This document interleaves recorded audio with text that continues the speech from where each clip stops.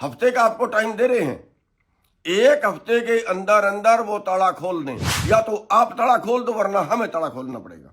हम सरकार को, प्रशासन को चेतावनी देते हैं कि भैया उसके मकान का ताला खोल दीजिए। जब हम हर्ष शिकारा की बात करेंगे, कई दिन पहले एक खबरें आप सुन रहे हो कि उसकी फैक्ट्री सील कर दी गई है, उसके मकान पे ताला लगा दिया गया है। तो इस बारे में हम भी कई दिन से गंभीर हैं और उसकी पता कर रहे हैं कि वो दोषी है भी कि नहीं।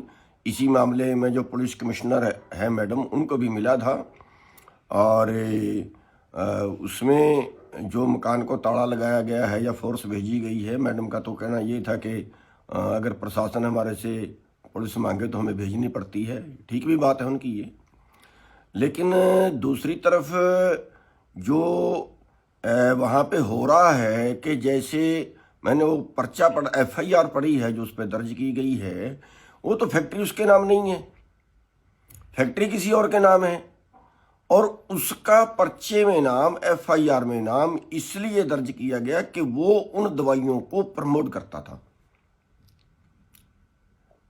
पहली बात, कितनी प्रमोट करते हैं ये एक्टर, अखबार, किसी पे मुकदमा दर्ज होते हैं।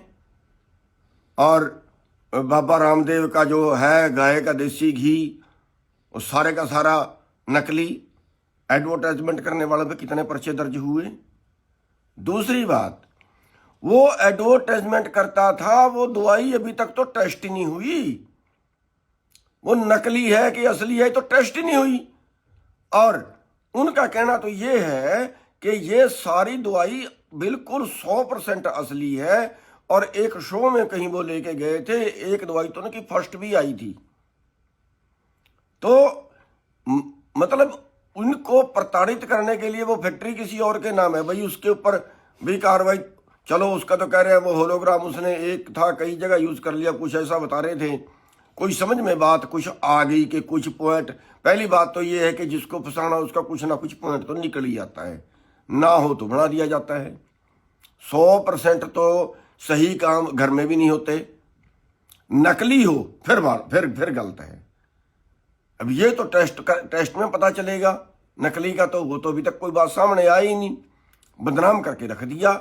और उसमें हर्ष शिकारा का क्या उसमें दोष है? उसका तो उसमें कसूर नहीं बनता, दोष ही नहीं बनता कि उसने उसकी एडवर्टाइजमेंट क्यों की।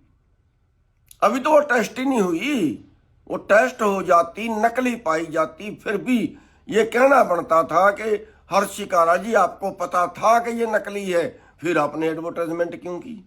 दूसरी बात, जब उसमें कोई बात नहीं बनी तो उसका मकान सील कर दिया।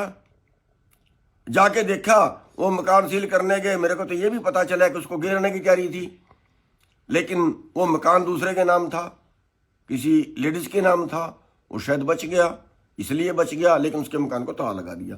अब कसूर क्या था? कसूर कह रहे हैं जी वो प्रदूषण फैला रहा था।